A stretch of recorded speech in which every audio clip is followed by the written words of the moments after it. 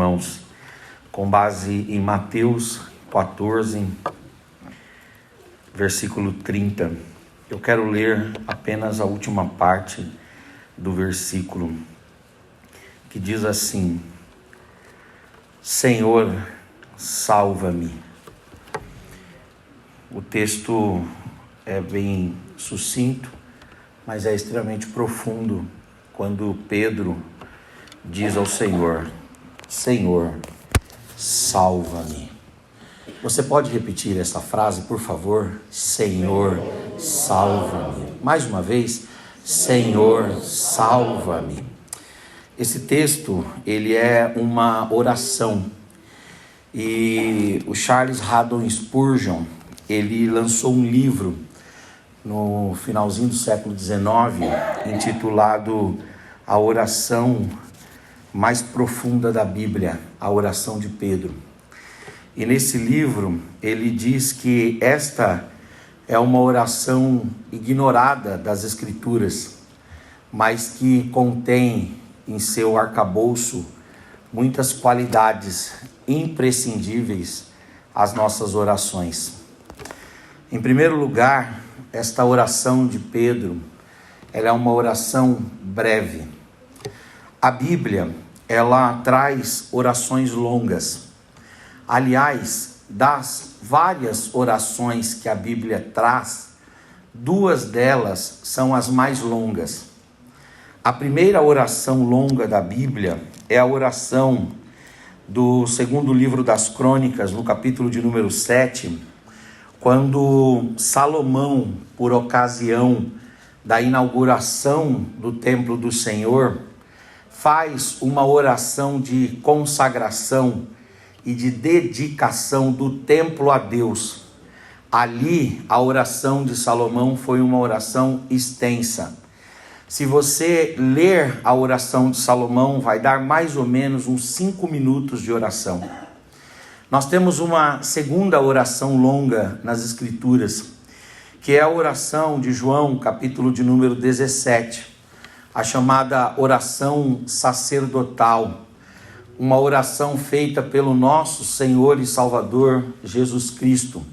E se você tomar em voz alta e for ler a oração e recitar a oração sacerdotal, a oração de João 17, você vai ver que aquela oração, ela chega mais ou menos a 3 minutos e meio de oração. Estas são as duas orações mais longas, as duas orações mais extensas, as duas orações mais demoradas daquelas orações registradas na Bíblia. No mais, todas as demais orações que a Bíblia cita sempre serão orações enxutas, sempre serão orações curtas, sempre serão orações breves. E das orações breves, das orações curtas, daquelas orações enxutas, esta oração de Pedro é a mais curta, quando ela se resume à seguinte frase: Senhor, salva-me. Esta oração, ela é curta, e o Senhor Jesus, ele nos ensinou que nós não somos ouvidos pelo muito falar. O Senhor Jesus também nos ensinou que nas nossas orações nós não podemos ficar utilizando-nos de vãs repetições. O Senhor Jesus também nos ensinou que nós devemos orar de forma sucinta, mas de forma profunda. Ou seja, a nossa oração, ela pode ser breve, ela pode ser curta, mas deve conter nela toda a profundidade do nosso ser. Tudo que nós temos em nossa alma, na mente, nas emoções e no coração, tudo deve ser traduzido em palavras poucas e curtas ao Senhor Jesus. E às vezes nós temos a impressão de que a nossa oração não é ouvida, porque ela não é uma oração alongada. E temos também a impressão de que quem ora por muito mais tempo, no sentido cronológico, no sentido de tempo mesmo, tem uma oração mais recebida diante de Deus. E a verdade é que não é o tempo que torna a nossa oração uma oração de qualidade. O que torna a nossa oração uma oração de qualidade é a profundidade da nossa oração. É o quanto a nossa oração traduz de fato e de verdade os nossos pensamentos, as nossas emoções e os nossos sentimentos diante de Deus. Aqui está o pastor Roberto Rivelino, que é advogado, e ele começa a escrever as suas primeiras peças num processo. O processo começa com uma peça chamada petição inicial. E geralmente, nas petições iniciais, os advogados, para mostrar serviço para os seus clientes, também diante do juiz e para si mesmos, eles escrevem aquelas peças com 60 laudas, 70 laudas, 80 laudas. Laudas são folhas. E o juiz, quando vê aquilo, ele desanima, ele nem lê. A verdade é que ele ignora, porque de todo aquele arcabouço, de todo aquele conteúdo, o que se aproveita mesmo são poucas palavras.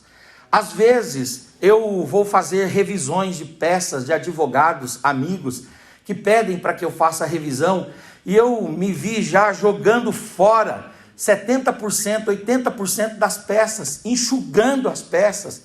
Ora, se quando eu vou falar com um juiz, que é um homem comum como nós, é claro, investido de um poder social, mas um homem comum como nós, eu preciso escolher as palavras, ser breve, ser profundo, sucinto, conciso, mas entregar o meu recado e o meu pedido, quanto mais quando eu vou me aproximar de Deus, quanto mais quando eu vou falar com Deus. Por isso a oração de Pedro, ela é uma oração breve, que consigamos dar a qualidade correta às nossas orações, não necessariamente a qualidade do tempo, mas sim a qualidade da profundidade e da inteireza do ser. Que o Senhor receba de nós só 2 ou 3 palavras, mas que todo o nosso ser esteja sendo derramado nestas palavras diante do Senhor. A oração de Pedro, ela é uma oração breve. Segundo lugar, a oração de Pedro, ela é uma oração abrangente. Quando ele diz, Senhor, salva-me, ele está fazendo uma oração que cabe em qualquer situação da vida. Por exemplo, quando ele estava frustrado, tendo pescado a noite toda, e no dia seguinte está voltando para casa com as mãos vazias, e um pescador sem peixe é um pescador sem alimento, é um pescador sem roupa, é um pescador sem casa, é um pescador sem condições de dar qualidade de vida aos filhos. Um pescador sem peixe é um pescador sem honra, sem fama, sem dignidade. Um pescador sem peixe, ele é um pescador frustrado. E aí, quando Pedro está ali lavando as redes junto com os seus companheiros, e ele vê Jesus, naquele momento de frustração dele, esta oração cabe, quando ele, com as redes vazias, um pai de família, alguém que é responsável pelos outros, por outras pessoas, está ali com as mãos vazias, o Pedro pôde olhar para Jesus e dizer, Senhor, salva-me. Quando o Pedro negou o Senhor Jesus, e a Bíblia diz que o galo cantou, e ele negou o Senhor, e depois que ele negou, ele saiu para longe, mas quando ele estava saindo, o texto de Lucas diz que ele virou e olhou para trás, e olhou na direção de Jesus, e o que ele encontrou ali? O olhar de Jesus, dizendo para ele, eu falei para você que você iria me trair, eu falei para você que antes que o galo cantasse 3 vezes você iria me negar, você foi todo relutante, dizendo, eu nunca te negarei. Você tirou a espada lá e cortou a orelha do Malco num teatro, numa encenação, mas na hora que as coisas apertaram para você, eu tinha dito para você que você iria me trair, que você iria me negar, que você iria me abandonar. E aquele olhar de Jesus é um olhar de reprovação, de correção. E o que é que o Pedro pode fazer quando ele já negou o Senhor, quando ele está saindo de perto do Senhor desesperadamente para chorar amargamente? Ele só pode dizer enquanto chora, Senhor, salva-me. O Pedro, depois que o Senhor Jesus ressuscitou, ele foi para o mar da Galileia, voltou a pescar, E quando ele viu, identificou que o Senhor já estava na praia, com pão e peixe na brasa, esperando a Pedro e os demais discípulos, já ressuscitado, e que Pedro se confrontou com o Senhor. Quando Pedro voltou para o Senhor e se confrontou com o Senhor, lá em João 21, o que ele poderia dizer ali? Ele só poderia dizer: Senhor, salva-me. Quando Pedro esteve preso com o João, e o Sinédrio se reuniu para condenar Pedro e João à morte, eles já tinham matado Tiago, e Pedro e João estavam presos, preparados para o dia seguinte. Pedro estava ali aguardando o dia da sentença, o dia do julgamento. E qual era a oração que Pedro poderia fazer naquele lugar? Era simplesmente esta oração: Senhor, salva-me. Quando Pedro foi condenado por Nero, no ano 68 da era cristã, à morte de cruz, e ele escolheu morrer de cabeça para baixo. Papias, um dos pais da igreja, diz que o Pedro, ele viu primeiro a sua esposa morrer diante dele, e quando ele estava vendo a esposa ser assassinada, martirizada pelo amor ao evangelho, e ele estava de cabeça para baixo, com o sangue fazendo uma pressão na sua caixa craniana terrível, já tendo sido espancado e vilipendiado, qual a oração que Pedro poderia fazer? Era simples: Senhor, salva-me. Nas horas difíceis da nossa vida, nos momentos cruentos da nossa história, qual é a oração que podemos fazer? A oração é: Senhor, salva-me. Urabacandarabahai. Quando um filho nosso, como contou aqui o pastor Mário Breder, está doente e a medicina não tem remédio, quando os remédios já não são tão eficazes, o que nós podemos fazer? Colocar a mão sobre os nossos filhos e dizer: Senhor, salva-me. Quando estamos sendo perseguidos, às vezes sem causa, o que é que nós podemos orar? Senhor, salva-me. Quando está faltando pão na nossa mesa, quando estamos vivendo alguma escassez, qual é a oração que podemos fazer? É simples, é dizer: Senhor, salva-me. Aleluias, glória a Deus. Aleluias, glória a Deus. Esta oração de Pedro, ela é breve, mas é uma oração abrangente. É uma oração para todos e para todo tempo. Quantos podem levantar as mãos esta manhã e dizer: Senhor, salva-me. Aleluias, glória a Deus. Quando caímos em algum pecado e o diabo vem nos acusar, a nossa consciência nos oprime, o que é que nós podemos dizer? Senhor, salva-me. Aleluias, glória a Deus. Quando nós estamos sendo, aleluias, glória a Deus, experimentados em alguma área que nós não dominamos, e aí o nosso coração se enche de medo e de desespero, e a gente diz assim: eu não sou capaz disso. O que é que a gente pode fazer? A gente só pode dizer: Senhor, salva-me. E o glorioso, irmãos, é que o texto, se nós continuarmos lendo, diz: e Jesus, estendendo as mãos, disse: eu te salvo, levanta, meu filho, sai desse mar que está afundando, que eu te dou segurança. Aleluia, glória a Deus.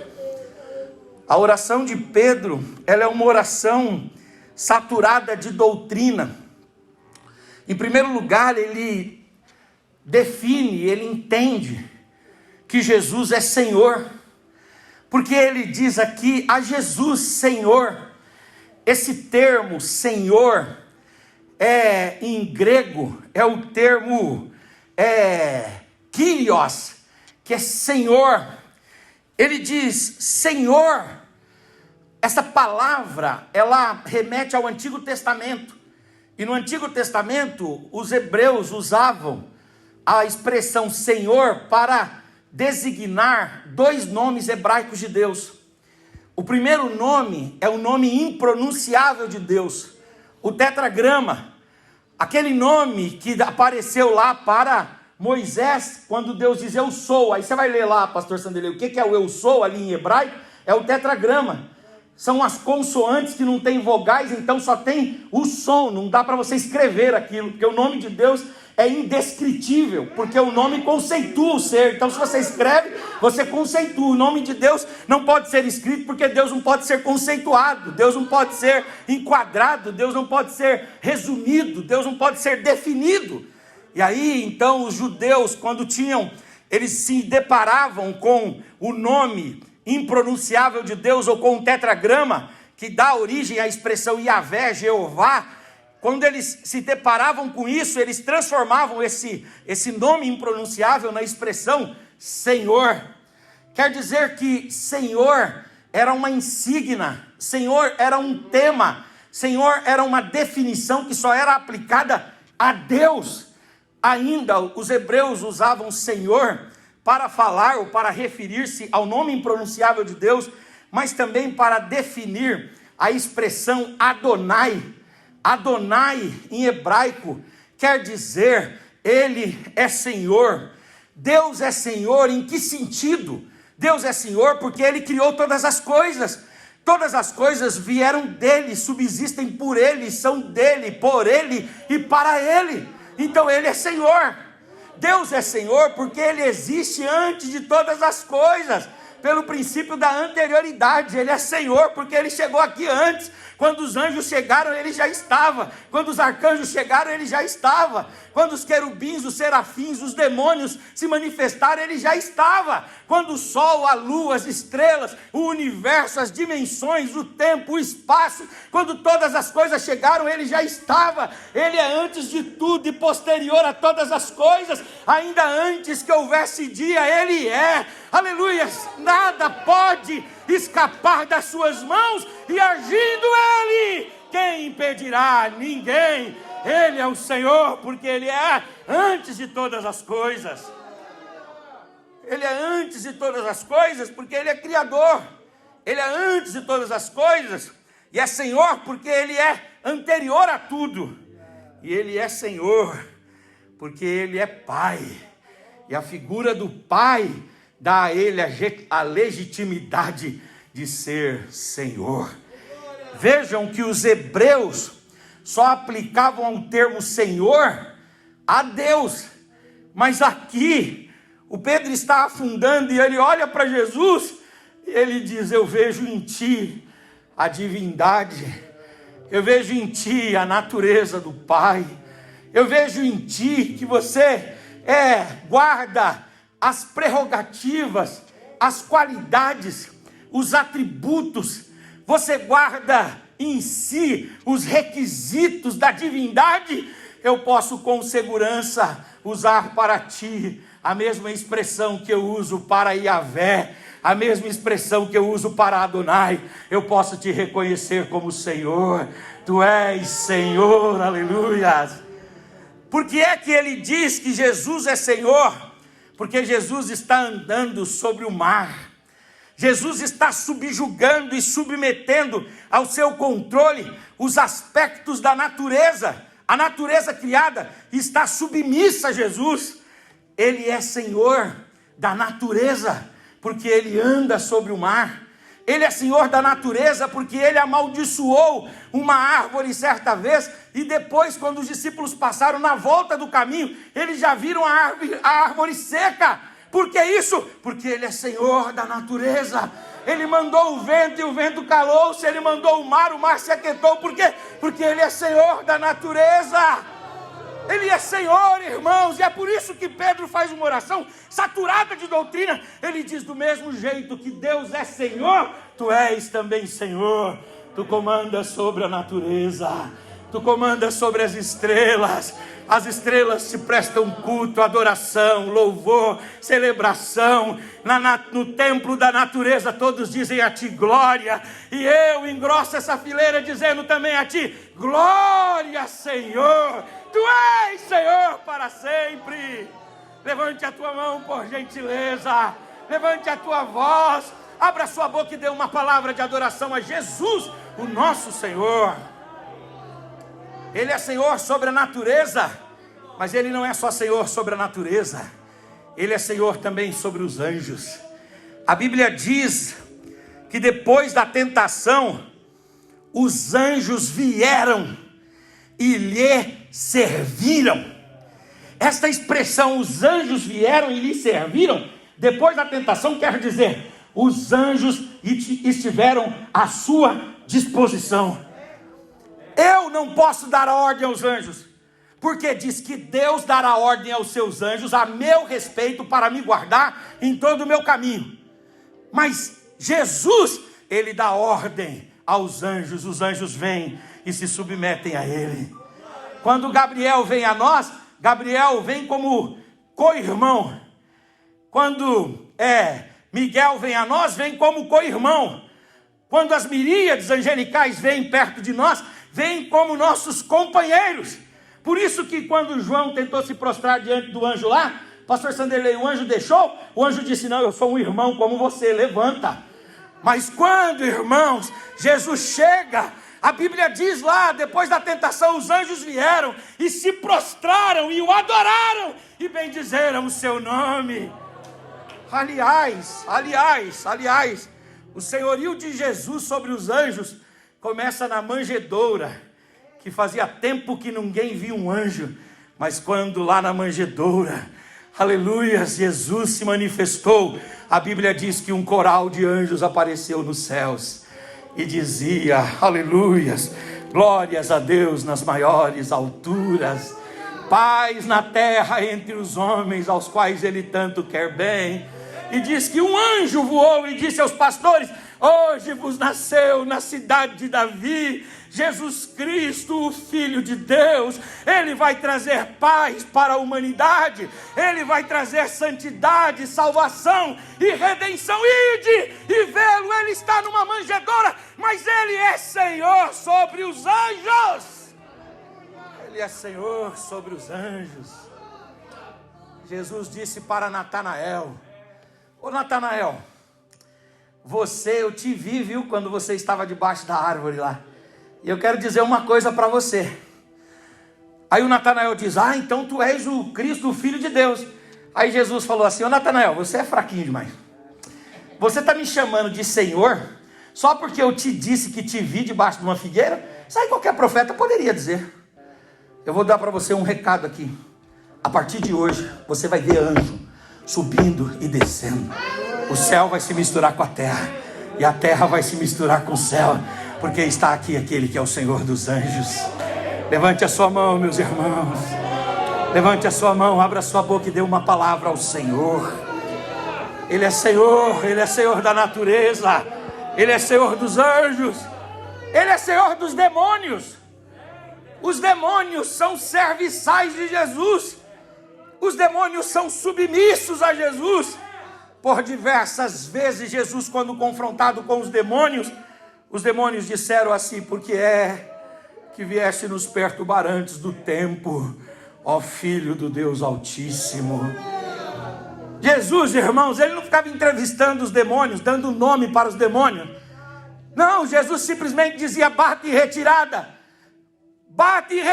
e dê a paz a essa pessoa.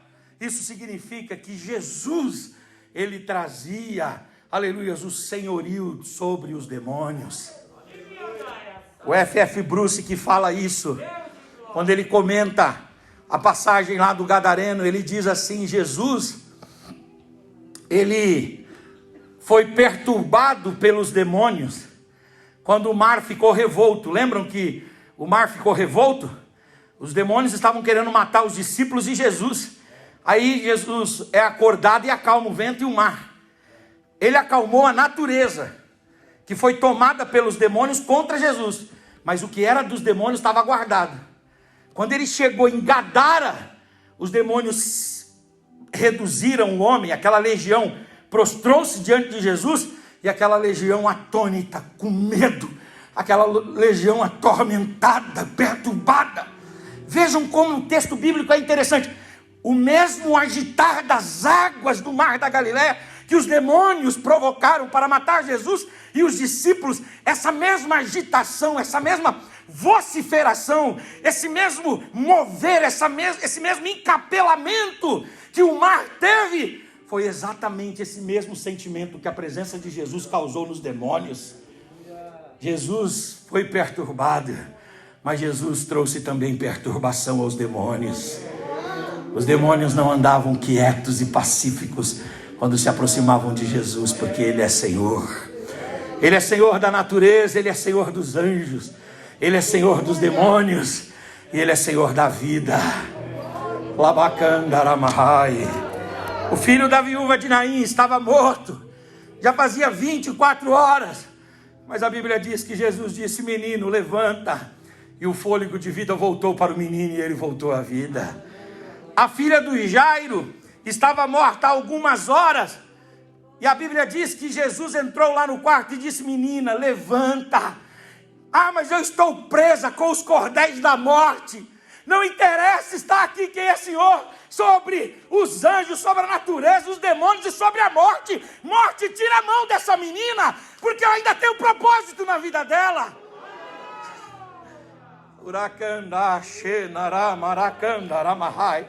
Jesus é Senhor, irmãos, Ele é Senhor.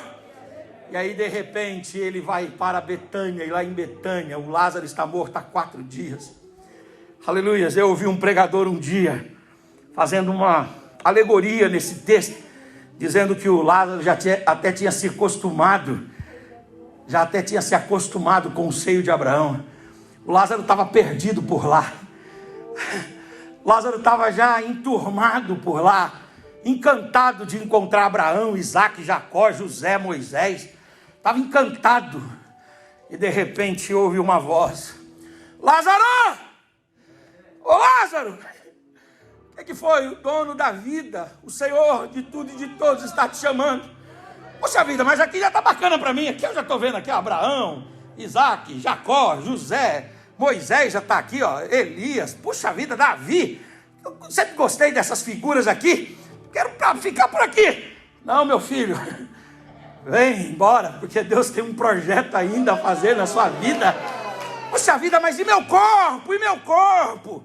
Meu corpo já deve estar em avançado estado de apodrecimento. Meu filho, está aqui aquele que é e que conhece o homem quando ele ainda estava sendo entretecido no ventre da sua mãe. Meu filho, vem embora, porque ele vai dar a você um corpo novo. Ele vai dar a você um corpo restaurado e manifestar que ele é o Senhor da vida. Levante a sua mão, abra a sua boca e dê uma palavra de louvor a Jesus. Aleluia. Essa oração de Pedro é uma oração saturada de doutrina, porque ele diz Senhor. Mas ele não é só Senhor, ele também é Salvador, porque Pedro diz assim: salva-me. Quem é que pode nos salvar? Em quem nós podemos encontrar salvação? Há salvação em nós mesmos? Haveria salvação, como diziam os gregos na filosofia? Há salvação na obra, como diziam os judeus praticantes do judaísmo? Há salvação nas obras?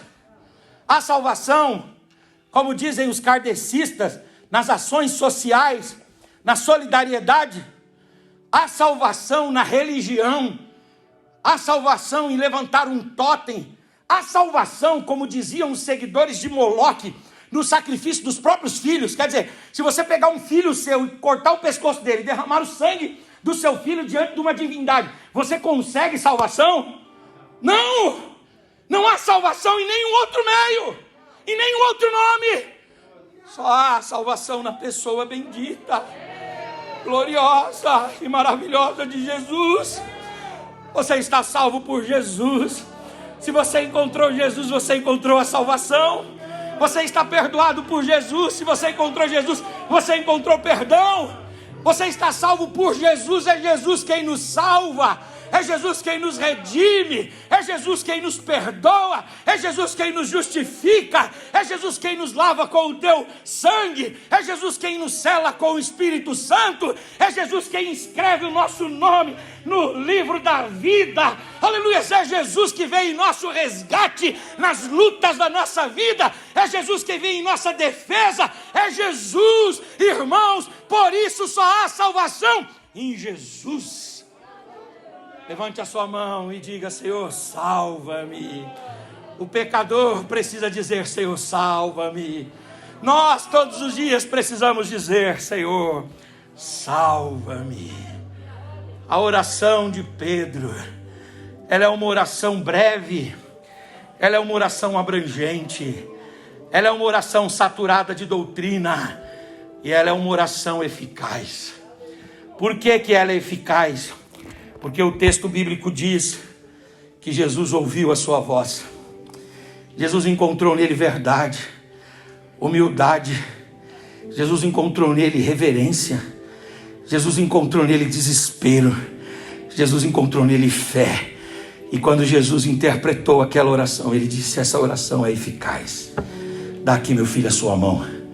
E ele levantou Pedro e foi caminhando com Pedro até um barco e devolveu Pedro em segurança. Que Deus nos dê essa oração eficaz em nome de Jesus.